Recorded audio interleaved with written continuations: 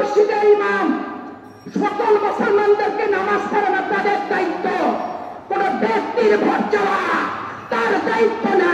আমরা ছিলাম সোচ্চার। কোথায় ছিলেন নুরুল ইসলাম বুলবুল? কোথায় ছিলেন জামাতে ইসলামের আমির হামজা? আর কোথায় ছিলেন মালয়েশিয়া থেকে হেলিকপ্টারে করে আসা এই সুদর্শন গুলগুল্লা লালটু ইসলামিক নেতা?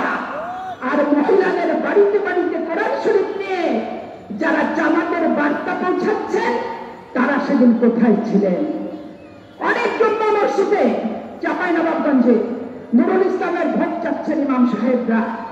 15টা বছরের কথা মনে করেন।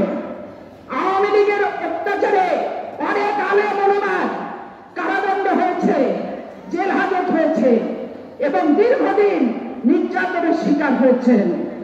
লজ্জা স্মরণ, অতীতের ইতিহাস একটু স্মরণ করতে হবে। একজন জুম্মা মসজিদের ইমাম সকল মুসলমানদেরকে নামাজ পড়ানো তাদের দায়িত্ব, কোন ব্যক্তির ভোট চাওয়া তার দায়িত্ব না। কোন জুম্মা মসজিদের ইমাম যদি কোন বিশেষ ব্যক্তির ভোট চায়, বিশেষ দলের কথা বলে, তার নেতৃত্বে নামাজ হবে কি হবে না আলেম ওলামার সাথে আলাপ করে আপনাদেরকে সিদ্ধান্ত নিতে হবে।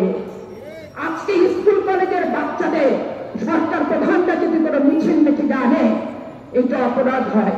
কারণ কমলমতি শিশুদেরকে রাজনীতিতে ব্যবহার করাটা সঠিক না।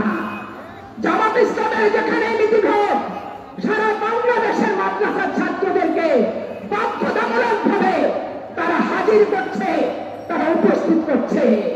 আজকে সংস্কার সংস্কার বলে চিৎকার দিচ্ছেন। আমরা সংস্কার চাই। বাংলাদেশের কোন ইমাম, বাংলাদেশের কোন ওলামা, বাংলাদেশের কোন আলেম বাংলাদেশের ক্রান্তিকালে জনগণের সপক্ষে থাকতে পারবে, কিন্তু কোন বিশেষ দলের মোনাজাত, বিশেষ ব্যক্তির ভোট, বিশেষ দলের মিটিংয়ে উপস্থিত হতে পারবে না। এই সংস্কারটি আমরাও চাই। আজকে ঢাকার ইসলামী ব্যাংক ছিনতাই হয়েছে ভাই, বলতে লজ্জা লাগে। আপনাদের এইখানকার একজন এমপি প্রার্থীর ভাই, যার নাম মাসুম, ওই ছিনতাইয়ের সাথে জড়িত। ওই 1300 কোটি টাকা নিয়ে এসে বাড়িতে বাড়িতে কাকে পায়জামা, কাকে পাঞ্জাবি, কাকে জায়নামাজ, কাকে তসবি, কাকে সেমাই, কাকে সুজি, কাকে দুধ, কাকে পানি, কাকে খেজুর, এইগুলো সমস্ত দিচ্ছে। লুটের পয়সা দিয়ে জায়নামাজ কেউ গ্রহণ করবেন না।